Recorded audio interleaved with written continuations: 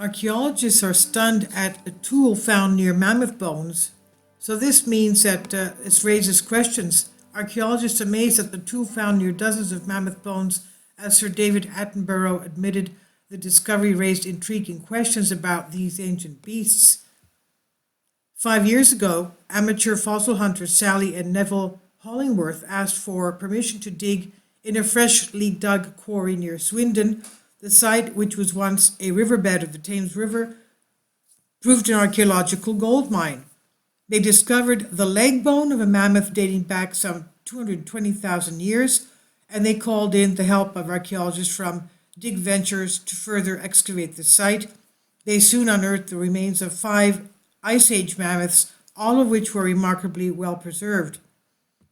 And such was the magnitude of the discovery that Sir David Attenborough and evolutionary biologist Professor Ben Garrod produced a BBC documentary on this, which aired shortly after Christmas of last year. Archaeologists discovered 2 adult mammoths, 2 juveniles, and an infant, all of which were typically found in Siberia rather than the Swindon suburbs. Cerny Wick had once been a thriving habitat home to at least 5 mammoths, giant elks, and tiny creatures like dung beetles and even seeds. Much speculation remains over how the mammoths had died, since their remains were found in the exact spot where they died 250,000 years ago. One of Sally and Neville's discoveries, however, raised intriguing questions about how the mammoths might have perished. Sir David Attenborough told the documentary Attenborough and the Mammoth Graveyard that the couple had found a stone tool, an axe handle made by ancient humans. He said finding a stone tool near mammoth bones is extremely rare, but we did not yet know if it was left by humans from a more recent time in history. The tool was sharp enough to cut things with, and Sally and Neville used it to cut their wedding cake. Weeks of research searching at the Cerny Wick site resulted in the discovery of further telltale signs of humans. Dr. Josh Hogue and Dig Ventures archaeologists working the site said, hiding in this sand, we have a relatively large piece of a mammoth bone sticking from the surface, and we started to pick it out little bits of flint, so little bits of stone which have been worked by humans, and they are just 50 centimeters away from this mammoth leg bone. You can see that they've been taking little chips out of the edge to create a sharp cutting surface, which they could scrape along the bone or along hides to remove the fat.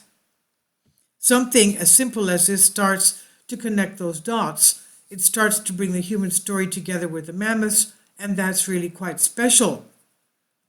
The presence of tiny flint fragments along with the bone suggests that humans and mammoths roamed the site simultaneously. The tool discovered by Sally and Neville may well have been made by these same people. Evidence of Neanderthals, an ancient lineage of humans using spears and other weapons to hunt, raised the possibility that these mammoths were indeed hunted. Archaeologists discover scratch marks on the leg bones near the 5 flint tools, which suggest possible evidence of butchery. Further laboratory results will confirm whether these were or were not cuts made by humans. Professor Garrett said, "It's like a real big whodunit. Did they all die of a disease? Was there a massive flood that came in, or were we hunting them?" Having worked with elephants in the wild, I think possibly a juvenile, a very, very young one, might have got stuck in the mud. It panicked the group and things went really bad really quickly, and we came along as scavengers and possibly found the world's biggest buffet. I think we were opportunists. As the excavation came to a close, more analysis of the tools showed some of them were scrapers, which would have been used to remove skin and also to remove small pieces of meat from bones. Professor Garot said the scratch marks proved evidence of people using the animals for food, fuel, and warmth as well. And he added that these bones and tools are a point in history where something happened, painting an image of some of the large steppe mammoths in Britain and Neanderthals using tools to butcher the animals for meat. Sally and Neville were invited to the site upon completion of the dig to be shown a VR perception of how the site would have looked 220,000 years back.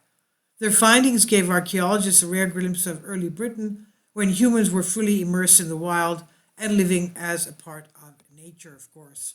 This is by Charlie Pittock on Express UK. Please leave your comments and thank you for your support. Please support my Patreon account. The daily posts are 5 videos daily, and they are totally different from what I have on my YouTube channel. Thank you so much for your support and that you find all my content so interesting. You'll find the Patreon account details in the description box below.